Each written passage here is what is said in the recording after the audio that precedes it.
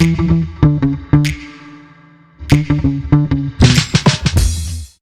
today we have Jen Buck, and here is why she is awesome. She's an award-winning keynote speaker, best-selling author, and certified master leadership trainer with over 25 years of experience in talent development, helping to transform people into world-class leaders. For those of you who like numbers, she's provided over 10,000 programs in her career.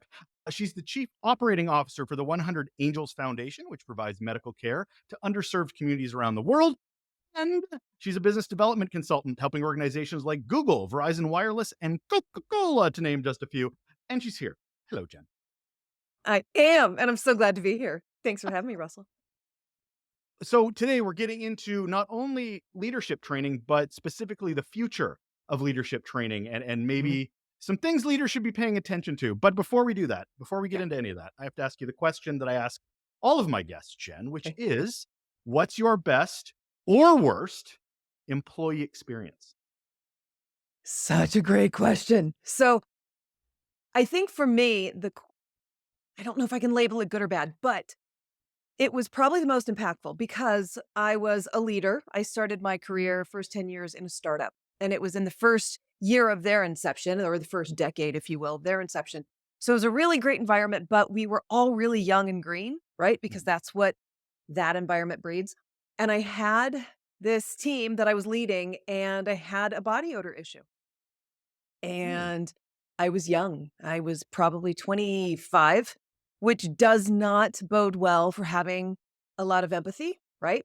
Mhm. And so, as it turns out, I had to have this conversation. Went to my boss and walked it through with her, felt really good about it. And it was as awful as you can imagine, right? Right. But something so deep within me that was connected to empathy and humanity and kindness came out of me that had never, ever sprung before that moment. And it was the worst conversation I felt like I'd ever had. She started crying. I started crying. It was just horrible. It was Mhm. horrible. But there was this wellness of humanity that came out of me. And it literally changed the way I led from that point forward. It was all about empathy. It was all about this depth of humanity and treating people differently. So the worst situation to have to deal with ended up being really a turning point for me as a leader, and for the rest of my career and for what I teach now, which is amazing. Sure. And I guess there it is. I guess just to dig a little deeper into that scenario is the culture that surrounded that. So you're Mhm. having a one-on-one, you're having a Yeah. conversation with an individual, but that's not done in a silo. It's not done in a bubble. How did you handle you hinted of how horrible it was, Mhm. but how was the culture in receiving that and moving forward in a scenario like that? So I was really fortunate to work in an environment that was highly progressive, a lot of young people that wanted a different culture. We didn't want corporate culture where we had to wear ties and skirts and pantyhose, right? So this was in a time where this was far before corporate casual. This was far earlier than the kind of cultures that we see now. And so I was getting complaints and I knew it was an issue. I knew I could tell this was not something I had overlooked. So when it was brought to me enough times, I realized this isn't going away. And I ended up going to my leader. In fact, the leader that brought me into the company when I was 18 years old and still going to college Mhm. was the woman that I ended up going to 7 years later to have this particular conversation. We had both moved through the organization, but I admired her so much in the way she'd always dealt with me. And I was a maniac, right? I mean, how can you be anything more or less when you're 17 to or 18, I guess, to 25? So she was a great example of what I wanted to do in this conversation, and when I had the conversation and the woman started crying, I then knew that halfway through this, what do I then do? This was the question I didn't ask my leader. How do I tell people when they say, "Did you talk to her? Did you tell her she has to wear deodorant? Did you tell?" Because these questions are gonna come from employees, right? Bunch of young employees. And I never thought of that, and I didn't know how to even it was really chaotic in my head at the time because I didn't know what next would look like. Right. But I'll tell you this woman who was older than all of us, ended up bringing it up about 2 or 3 days later when we had a team meeting, and she had told the team that she wasn't aware of it. She had started new medication. We knew she'd been sick, and it was the medication that was changing her chemistry, right?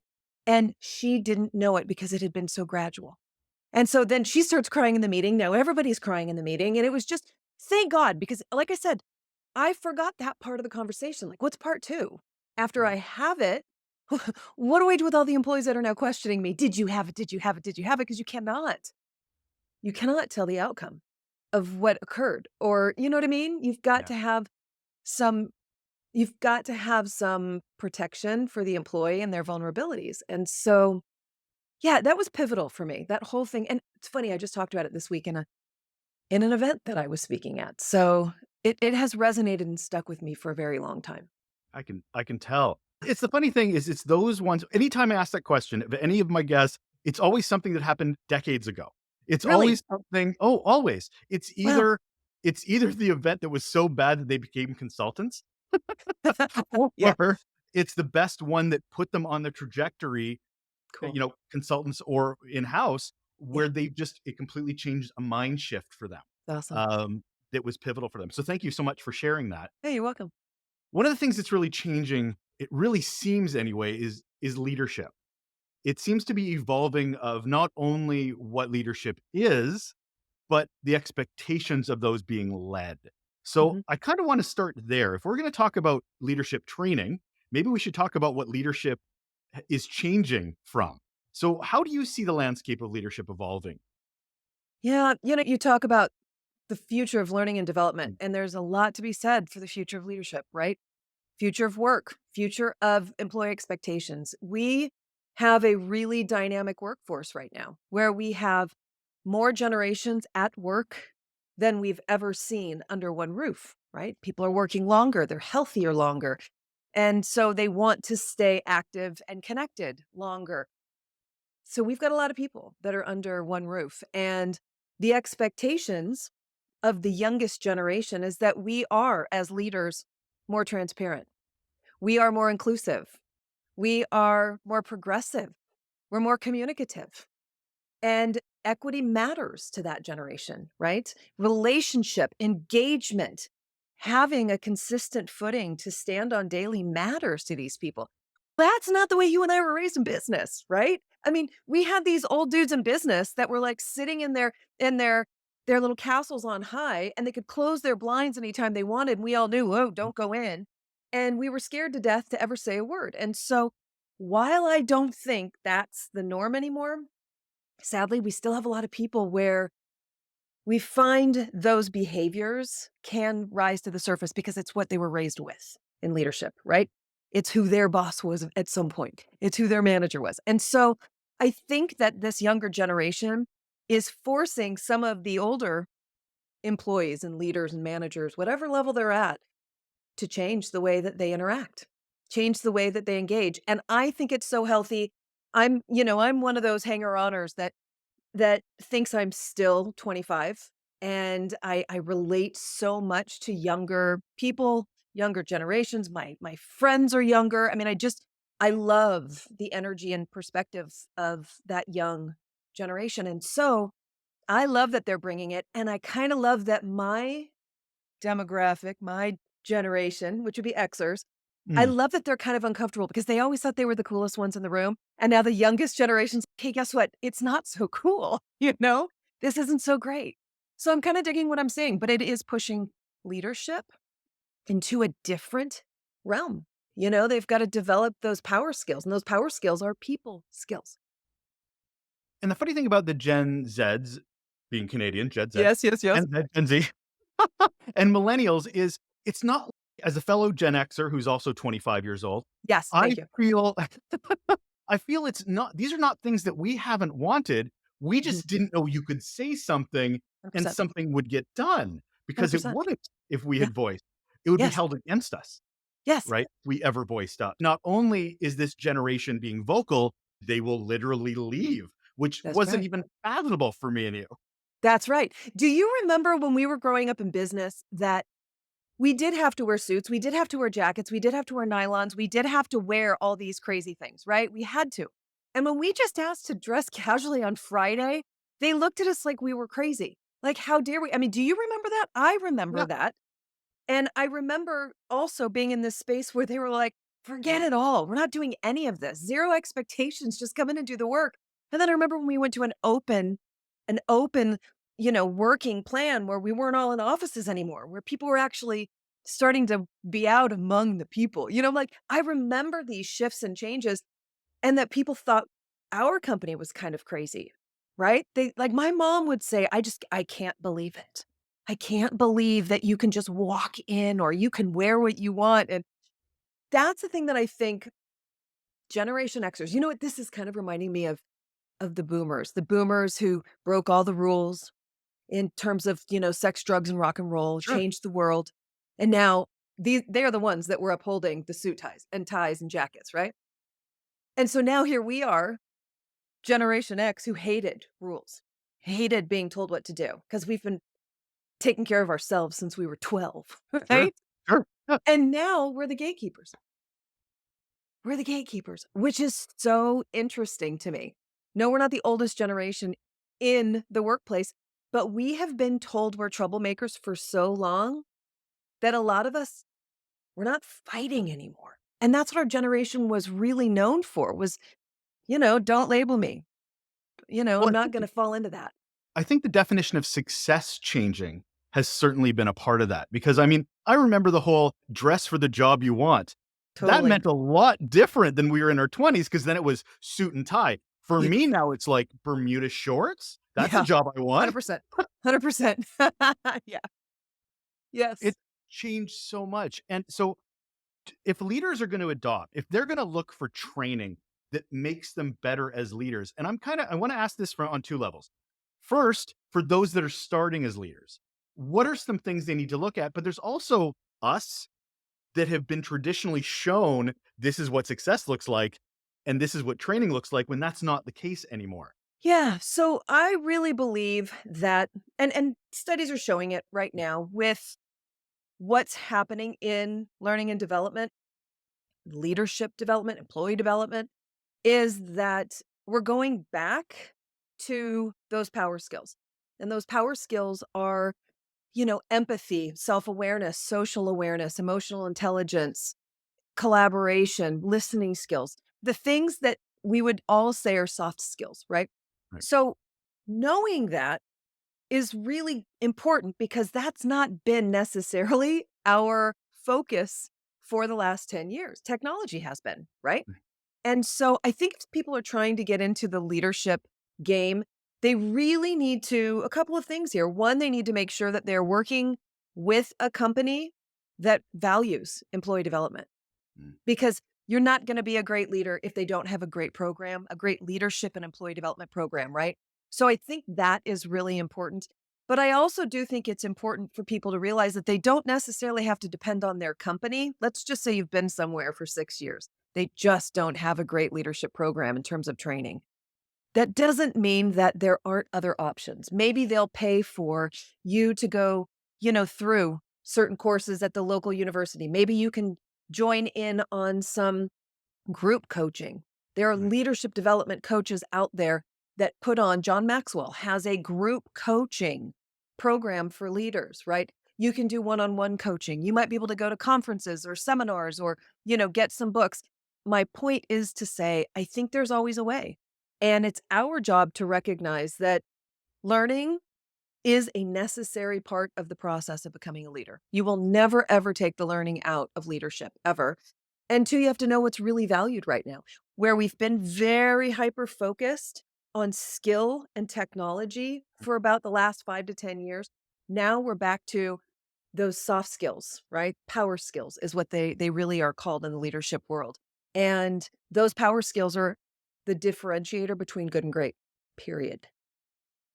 So are you saying that maybe the organizations could take responsibility for the skills and competencies might be the role of the leader to try to figure out the best way forward? Because I always argue who should be responsible for this? And you kind of touched on both basically is that the organization is trying to look for these amazing people to hire, but then when they get them in, they kind of ignore them. Yeah. They're like, Right. "We'll do your onboarding, and then we won't talk to you again until your retirement. See ya." Mhm. Do you think it's an equal parts responsibility, or do you think it leans one way or the other? I think that so I wanna make sure that I am super, super clear here because Sure. I don't want anyone to feel like they're not developing me, so I guess I'm not ready. No, I think there has to be a healthy amount of responsibility on the part of the emerging leader, right? On the person who wants to develop into another level of responsibility and skill. So I do think that's really important. However, I am not letting my finger off or my thumb off the shoulder of organizations out there because too many organizations are not developing their people, and what we know is that this younger generation, actually youngest 2 generations, that would be Z, and the millennials. You're welcome. I'm Appreciate nodding, it. yes. So, Z and Z and the millennials, they are absolutely convinced that it is the job of the organization to develop them. That's very different than what the boomers and Xers were always told. We were told it was our responsibility. I'm saying this is a shared responsibility.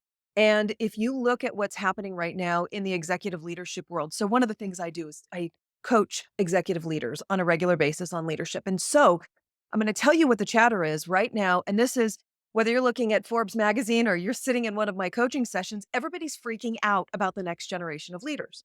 Whose responsibility is that? Top leadership, executive leadership. So don't freak out, create a plan. And that is part of what I do is help executive leaders create these plans because you can't complain about your talent pool if you're not giving them something to enrich their skill set, right? So I have to say it's a healthy dose of both. But again, I'm going to put my thumb a little bit heavier on the employer because they've got the funds and they know the game. They know what's going on. What are the problems that we're having with existing leadership programs? Like, where are we getting it wrong now that we might need to be looking as the canary in a coal mine to address in Mhm. the future? I think right now what we're seeing is that there aren't enough, I'm going to say this, blended learning Mm. solutions. So, look, it's not and I realize I'm really putting myself in a weird spot to admit this, but having just a training department or a training consultant like me only is not all the options that you have. And it's not the best solution for everyone, right? So I come from a world where if you're going to get developed, you're going to get developed by either a trainer that's employed by the company or someone they bring in from the outside, like me, right? And frankly, not everybody learns the same way. Not everybody really likes learning in a public environment. They want to take it in differently than other people, right? They want to take it in privately. They want to take it in a couple of times. They want to read it. They want to watch it. They want to listen, whatever it might be. And so I really think that this idea of blended learning, which in the L&D space, that's what we call bringing in the e-learning, bringing in the coaching, bringing in the AI, platforms, bringing in the different types of gamification, let's say, where people are actually a character and they're running through, a world and getting to learn new tasks and go to a new level. All those things are important, and it's not one size fits all. And you and I have been raised in a world where it was one size fits all, period. And you better hold on dearly. And that's why, by the way, I have a bunch of old people like us. No, a bunch of old people. You and I are 25, I forgot. We're A 25. bunch of older people who have either a love or hate relationship with training. There's no gray. It is love or hate. And it's because you and I were forced into a box when we may not have really felt our best, our most intelligent, our most stable in that box, but we were forced because that was the only way to do it, right? So how does personalization come into that? Because you're touching on that is the diversity side of things. Certainly generationally, we have been all over the map in how we're delivered these training programs, but we're also getting into globalization where we're dealing with a lot Mm. of people from completely different cultures, Yeah. completely different ways of communicating. How do we embrace that diversity when our budget only may allow us to do X or Y or Z because we can't have a more robust learning program? Yeah.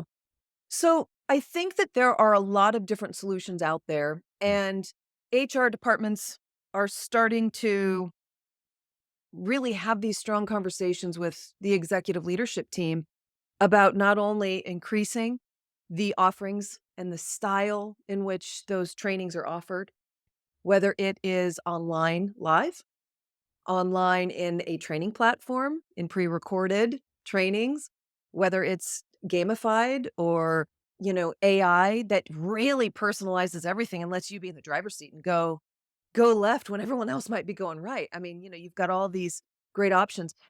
I think we're also seeing that ERGs are getting a lot more funding right now because of that personalized and very unique set of support systems that are needed depending on the ERG that you're in. So I think that HR is our greatest advocate for having their finger on the pulse and telling executive leadership, hey, listen, our people need something different. So you're absolutely right. We've got people who are in different time zones, speaking different languages, dealing with completely different regions of the world and different types of customers, even with the same solution that they're all selling. But just like any pair of shoes, not everybody's going to fit into the same shoe, and not everyone's gonna prefer the same heel in that shoe, right? So, it really is about HR advocating for as many opportunities and options as they can, and recognizing that if it's not something they can do in-house, it's something that they can absolutely do with a coach, with an outside solution, right? I mean, there are lots of SaaS solutions out there that they can absolutely use somehow to create a more robust training environment for their people, whether it's in-house or outside. Yeah. We've been a little big picture. I want to get a little granular here with you. From your experience, where are you seeing that leadership training programs may need to spending a little bit more time? I'll give you one example. Leaders are horrible at presenting. That generally, if from my experience, they're great report outs, they're great at reading you back the PowerPoint presentation behind them, but they're horrible at storytelling Yeah. or really getting emotion or engaging or understanding what an audience does. You're a well respected public speaker. You know that there is a huge skill set, but we still have leaders that will look at a presentation 5 seconds before they go to present it rather than rehearsing it, rather Yes. than, walking tempo. So I'm thinking as presentation as a leader is a huge skill set that still isn't being embraced. Do you Yes. see anything else where we need to be maybe being a little bit more pushing the button on? So I'm gonna just sit for a second with what you just Please. said, because it's probably where I make 30 to 40% of my money is in coaching executives for this global marketplace that we're all now in, and an event industry that now says, we don't need a bunch of motivational speakers. What we need are industry experts. So Mm, instead of paying a motivational speaker X amount of dollars, let's just get this COO, CEO, CMO in, whatever it is. So you've got a bunch of really bright people who are great at running the business, but they absolutely suck at giving a presentation, telling a story, connecting with other people, being able to bring it all together, tie it in, and then motivate them to make change, right? So I would say a good 30 to 40% of my business is actually teaching on a granular level how to tell those stories, how to loosen up and have a really well rehearsed joke that will land every time when you say it right here after you give a good fat pause after that statistic. Like teaching them things that they never had to think about. So I love that you brought that up because it is so important. And I think that our storytellers are now becoming the organizational leaders on these global platforms. And leaders can't just get up there and talk about what's on a PowerPoint anymore no. or on a Google slide because, I paid too much for this. You just send me your slides, right? So I love that you said that. The other thing I would tell you is that we are seeing a big shift in the expectation, as we mentioned earlier, in terms of what employees expect from their leaders. Mm, And some companies are just not embracing that. Now, there are some companies that are totally embracing this new idea of leadership, where you do have those power skills of empathy, emotional intelligence, collaboration, all that stuff that just is so juicy and great, who are accepting that. By the way, LinkedIn, where you and I met, LinkedIn has this extraordinary leader who believes that people should be, I think his name's Jeff Weiner, who Yes. believes that people should be compassionate to each other, but also rewarded for their compassion. And he believes that people need to see their leader, and he spends every day 1 to 2 hours a day talking to his employees about anything but work. By the way, Meta, Facebook, Mark Zuckerberg, Zuck's doing the same thing for an hour a day. Okay. Where did this all begin? It began with the Jack Welches of the world. Remember GE? He Yes. could tell you just about anything, any stat, personal stat about anybody, from the person that is out sweeping, in the parking lot, to the person that's cleaning the doors. He could tell you information about those employees because he stopped long enough to ask them questions about their personal life. We see that in Virgin, right? The Sir Bransons of the world have have taken a good long look and seen that this is the way that you treat people. You treat them with compassion. You treat them with your time and attention and care. So all of that, it's a very long way around the bushes to say we need to really, really get good at this. And we need to stop looking at our job, what we do during those hours, as a responsibility only, and realize that this is where we're spending the majority of our day. And these are real relationships. These aren't work relationships. These are real relationships. And people deserve more from us as leaders. And just because the podcast is called Relationships at Work, I certainly won't double down on that at all. I also love the fact that you're talking about communication because as much as we're talking about presentations and some of the examples you provide, amazing. What they were also really good at was connecting the work to the vision and mission. They were Mm, very good about showing that what you do matters. mhm, We've got a vision ahead of us. You're part of that. Too mm, many organizations and leaders are like, yeah, our vision mission, go to the website. mhm. Or it's on the poster when you walked in the hall. Remember? Because I can't remember. It's not off the top of my head. It's this connection to value that I think is really missed with a lot of leaders. They can, even if they're good talkers, they're not as good with that skill set of understanding who their audience is. We're back to the presentation thing again That's it. Yeah, and how it matters you to got get it. buy-in. And that's a skill that and the thing is, I'm worried here, Jen, because I'm like, can we teach this stuff? Or are Yeah, these we just can. we can. Okay. We can. Of course we Okay. can. Of course we can. Now, it doesn't mean that I can teach someone to care. I can't teach Yeah. someone to care, but I can teach them to be aware, and I can teach them to be available, and I can teach them to ask good questions, and I can teach them to make sure that after they either act or don't act, they're able to communicate the why, right? So we can teach people to do those things. Can I teach someone who is severely introverted to suddenly like being around a lot of people? No, but I can teach them skills that will help them cope through that process. And that is what matters here, because we need to be available. We need to make people feel like not only are we demanding that they're engaged, but I'm actually interested and engaged with you, right? I'm actually connected to you. And there is something that matters happening here. And by the way, I'm going to go back to what you said. It's understanding how to tell the story of how people are connected to what's happening here and how important they are to the impact that's being made here. This is all connected.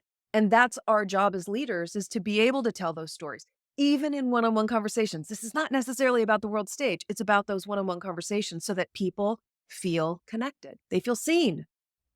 So let's get back to that being seen because how we see people now is very different. They're on screens a Yeah. lot more than they ever were in a Yeah. cubicle or a office down the hall. So Yeah. somebody who's looking to learn to be a leader, would they approach all this differently in a remote or hybrid world?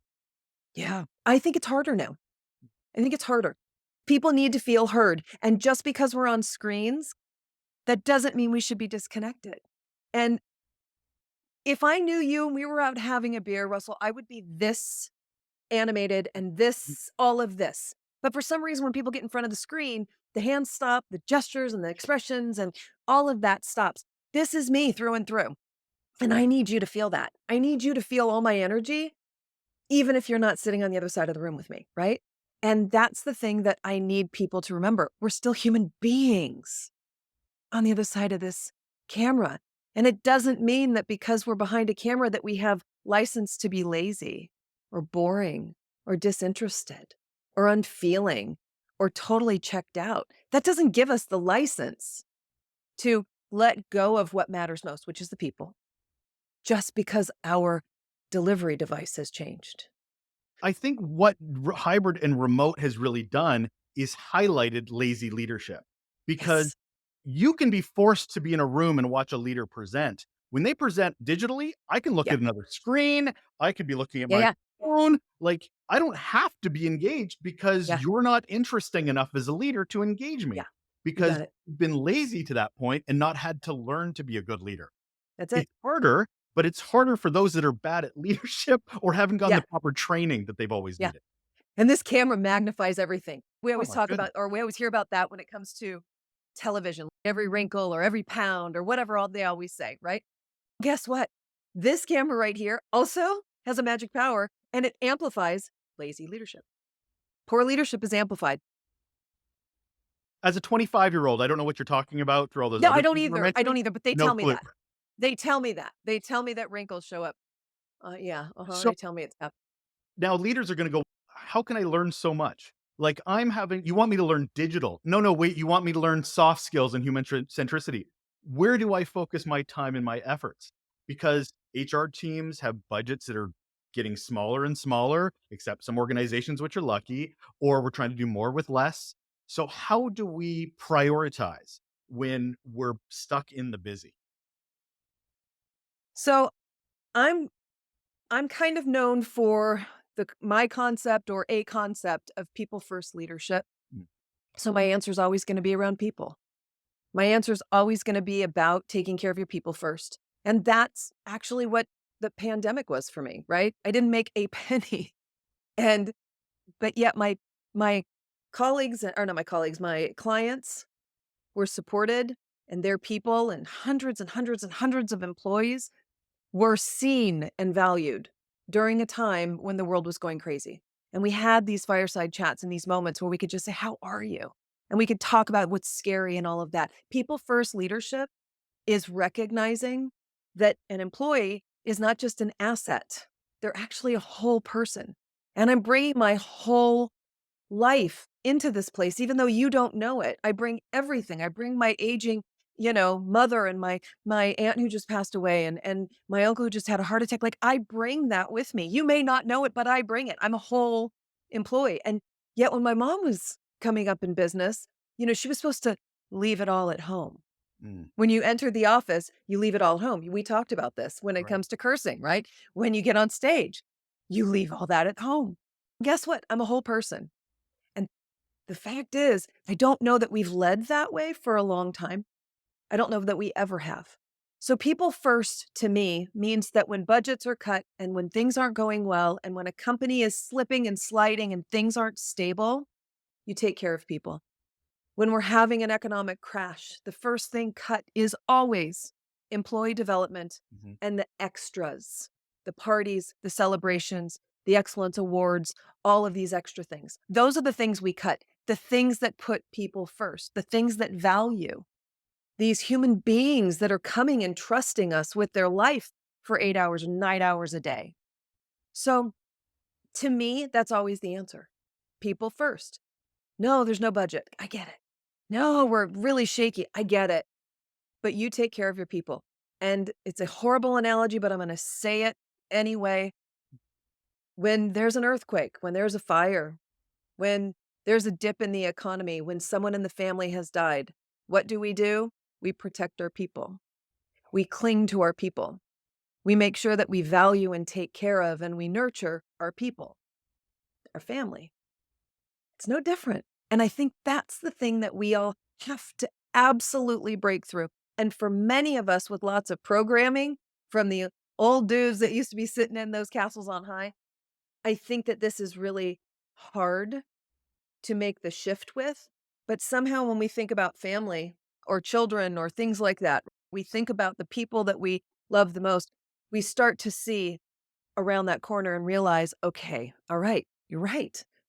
Stability and nurturing and caring for those people, it does matter most, no matter how chaotic it is. And I'm a true believer that when we take care of people and we make their working environment the best for them, they win, of course, but we're the ultimate winners. We are, as the leaders or the company or whatever, we are winning, right? And we don't even realize that it's because we're doing right by human beings. So say we're looking at an organization where they're an HR executive and we're looking to maybe evaluate where we should be focusing our efforts when it becomes to a training program for our leaders. How do we know, looking at our organization, where we should be focusing our efforts? Maybe our emotional intelligence is fantastic in our organization. Maybe it isn't. How do we know where we should be focusing our effort and resources? I think that HR really, to me, is the unsung hero of Mm, every organization. They're the mm, heartbeat, they're the cape wearers. They are the ones that deserve so much more money than they make. And I'm in love with HR, all right? And I believe that if you ask most devoted HR people, and most HR people are devoted, mm, if you ask them what's going on in their organization, they can tell you exactly what's wrong. The problem is, it's not always in alignment with the most pressing business objectives, mm, right? The people stuff doesn't always fall on that same list. And so I believe most of our HR people know. I'll give you an example. I was just this week training an organization who I love, love, love, who have, by the way, a mission. Their vision statement is to feed the world. I've never had such a world shaking client in my life. That is literally their vision. So I was working with their leadership team, and I work with them every single month without fail. And as it turns out, we realized halfway through, as they're doing an activity, she goes like this for me to come outside. So I walk outside the door and she goes, "We definitely need a part two." I said, "You said from the beginning we needed a part two, but we didn't do it. You're right. We need a part two." But she knew it mhm. way back in January when we were planning all of this. But she was looking at budgets and numbers and what will they Of think if course. we have two sessions from the same topic. But yeah, that's what they needed. And she knew that before we even created a plan. So I think it's important for our senior leaders to trust those who are responsible for our human resource because that's their job to have their finger on the pulse. It's also their job many times to be aware of how to develop employees. If they don't have, for instance, a training department, most of them are running the L&D for the leaders, Mm, right? And I think your HR representatives and leaders know exactly what's needed. And I don't think putting a survey out is the answer. I will say that to executive leaders. That doesn't tell you the truth. mm, It never tells you the truth. It gives you a soft, sort of, murky picture, but that's about as good as you're gonna get. yeah. When you start to get the truth is when you have the one-on-one conversations, when you let HR be an active part of this, when you can start looking at some of the detail. And I do think that, by the way, de detail and data, woof, Nice. I dare you. We got Detail and there. data, We got there. they are going to drive L&D as we move into the next years, let's say that. I think it's gonna be very personalized and very detail and data driven. And I think you're going to see AI really personalize the L&D journey for people because of the detail and data. Don't ask me to say any of that again. No, no, no details and data for anybody. Ah, that Yes, was quick. that's good. I was gonna ask, what is it exciting you about the future of leadership training? Where do you feel is bringing you joy on the path that we're on? I always say that my politics and my religion are people. I love people, Mm, and that drives literally everything. That drives everything I do in my personal and work life, and I love seeing people feel valued, and I love seeing younger leaders emerge and put this as their number one value, employee development. And mm, it's the young leaders, by the way. mm, It's the people who are in the millennial or, in that generation saying, "Oh, no, no. We need this inclusion. We need these conversations. We need diversity to be our number one driving value in this organization. We need more time, engaging and interacting." It's the younger leaders that get me super, super excited because they are people, right? That's like I said, my religion, my politics are people, and so they are too, and I love seeing that younger voice come in and rattle all the old people, these old mindsets, these older,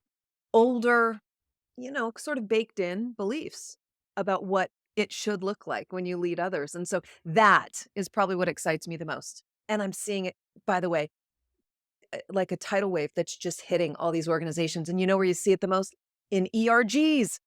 These ERGs are led by young people. And you've got all of these unique, really interesting ERGs out there that are focusing on really specific things, and they're led by people in their 20s and 30s. I love it. I love it. Which just reinforces the need for reverse mentorship. I hate that they call it reverse mentorship because it's not reverse, it's just mentorship. But Yeah. the idea that your older, let's be honest, white males at the top of the organization are looking to be mentored by those 20 and 30-year Yeah. olds who also have a plethora of stuff to give or Love it. knowledge to give. I love it. Jen Buck, thank you so much. I'm not letting You're you get welcome. out of here without one last question, which is what's one simple action people can do right now to improve their relationships at work? Lead with empathy first, always. No matter what your brain tells you, no matter what your ego tells you, no matter how bad the situation is or how much you're shaking, take a deep breath and lead with empathy first. If we all just led with empathy first, we would have a lot fewer heartaches in this world. I'm going to go that far globally. Empathy first. That's Jen Buck. She's an award-winning keynote speaker, best-selling author, and certified master leadership trainer. Thanks for being here, Jen. Thank you for having me.